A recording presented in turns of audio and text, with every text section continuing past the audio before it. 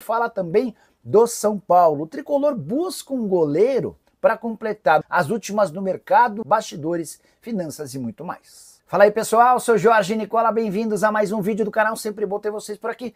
Sem perder tempo, só pedir para deixar like, se inscrever no canal e ativar as notificações. Preciso te falar agora sobre as maiores fornecedoras de material esportivo em atividade no Brasil. Você tem alguma ideia de qual marca está mais presente entre os 20 clubes da Série A?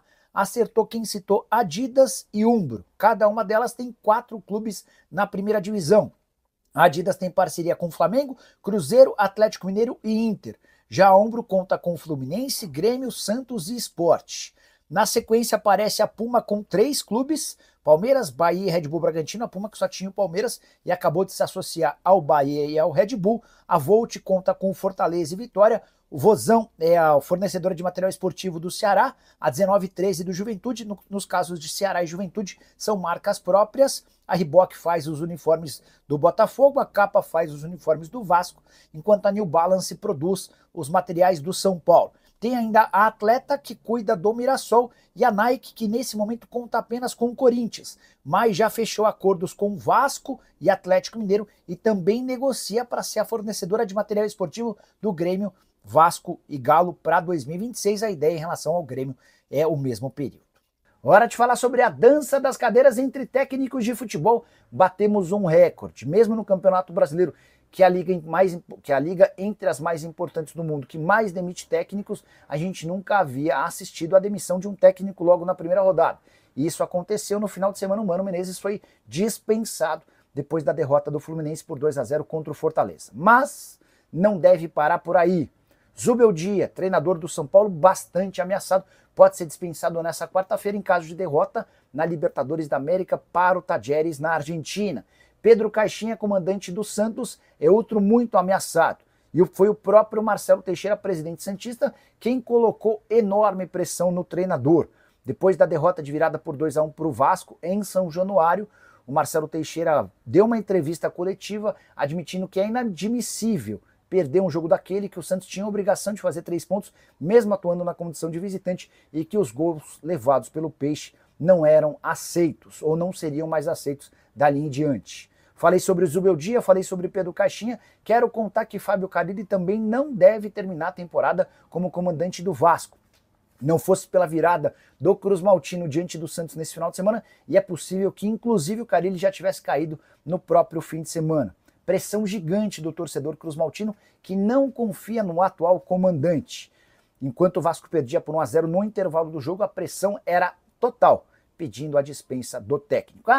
Quero falar também sobre Gustavo Quinteiros, que chegou com pompa e circunstância no Grêmio no início dessa temporada, até porque trabalhou muito bem na Argentina em 2024. Mas primeiros resultados e o desempenho do Grêmio, tanto na Copa do Brasil quanto no Campeonato Gaúcho, foram aquém, deixaram a desejar. E o Quinteiros também não parece ter vida muito longa no futebol nacional. Hora de colocar um ponto final no São Paulo em relação às especulações por goleiros. Muita gente do São Paulo perguntando se Carlos Miguel poderia de fato ser contratado, ex-goleiro do Corinthians, que não consegue jogar no Nottingham Forest. Já vim alertando para vocês que não há capacidade de investimento no tricolor. Ainda assim, muita gente imaginando que com o acerto com o Evangelos Marinax, Carlos Miguel poderia ser contratado. São Paulo colocou um ponto final nessas especulações, anunciando nas últimas horas a prorrogação do contrato do goleiro titular, Rafael, cujo vínculo se encerrava em dezembro de 25 e foi estendido até dezembro de 2027. Rafael, que já soma 119 partidas desde que foi contratado, ele nunca havia atuado tantas vezes em um clube desde que se tornou profissional. Nicola, mas e o reserva dele? Jandrei, que joga muito pouco e toda vez que entra deixa péssima impressão, especialmente nos torcedores, também tem contrato longo. O vínculo do Jandrei foi recentemente renovado e só se encerra em dezembro de 2026. Apesar da péssima avaliação entre torcedores, o Jandrei é querido por membros do departamento de futebol São Paulino. E você, o que pensa sobre a dupla de goleiros do São Paulo? Já usa o espaço para comentário e registra a sua opinião, beleza? Quer saber sobre o Zubeldia? Chance zero dele cair antes do jogo contra o Tajeres, completamente descartado, tá? Se perder para o Tajeres, aí a coisa começa a ficar bastante complicada. A estreia diante do Sport foi tenebrosa. E aí, é só importante lembrar que o Tajeres vem numa fase bastante complicadinha. O time argentino não vence há 9 jogos. A última derrota foi na Copa da Argentina, tá? Deixa eu só ver a classificação do Tajeres rapidinho. Tajeres que deu muito trabalho ao São Paulo nos últimos anos, confrontos sempre muito complicados. E é, para mim, na teoria, o time mais difícil do grupo. Mas, vamos ver como é que vai funcionar. Ó, temporada atual de 11 jogos, 1 vitória, 6 empates e 4 derrotas, tá? São 9 jogos sem vitória, como eu contei para vocês.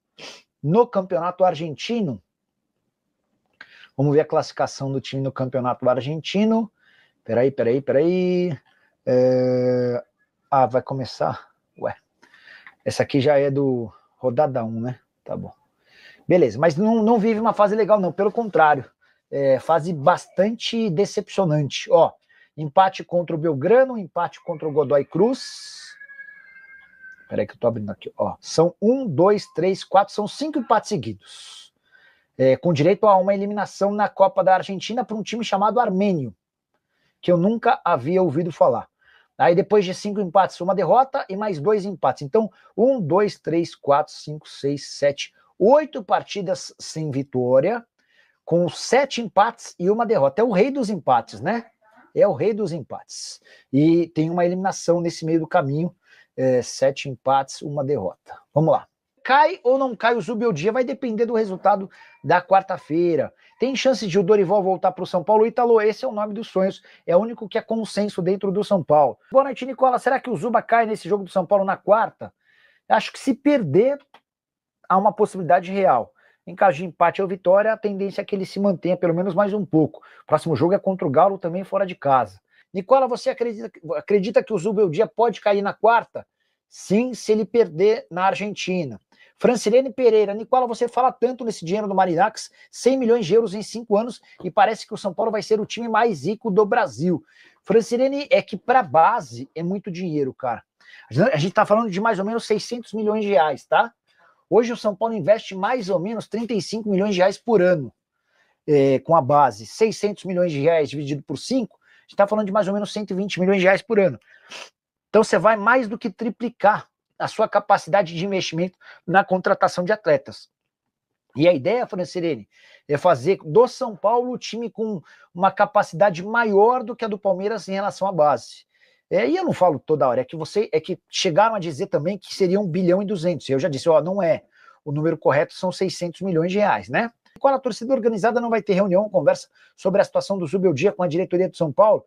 Jefferson, o Baby da Independente, exigiu a demissão do Zubeldia. Inclusive, ele chega a trazer a mesma informação que eu já havia contado para vocês, que o Belmonte tinha optado pela saída do Zubeldia no fim do campeonato estadual para a contratação do Diniz.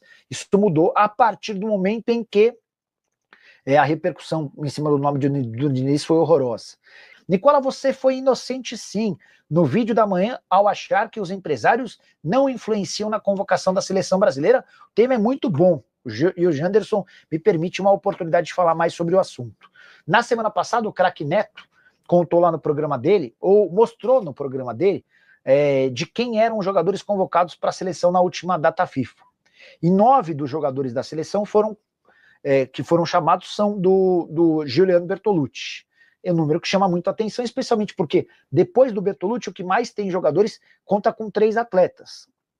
A diferença é que o Bertolucci não é que ele é o maior, ele é muito maior do que todos os empresários. E às vezes o jogador nem é dele, mas os empresários procuram o Bertolucci para fazer negócio.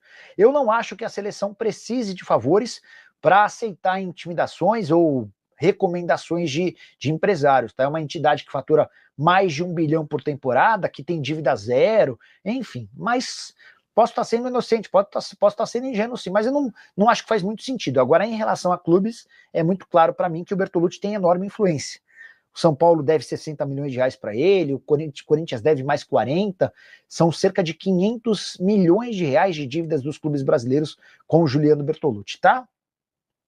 Boa semana, possibilidade de vermos Ferreirinha, André Silva e Ferreira da base titulares, com Matheus Alves, Alisson e Pablo Maia. Caio, até esqueci de contar para vocês, cara.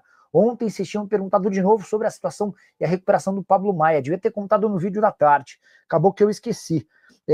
Conversei hoje de manhã com o Júnior Pedroso, que está lá em Sevilha. Ele está acompanhando de perto o Antony, que está voando pelo time do Betis.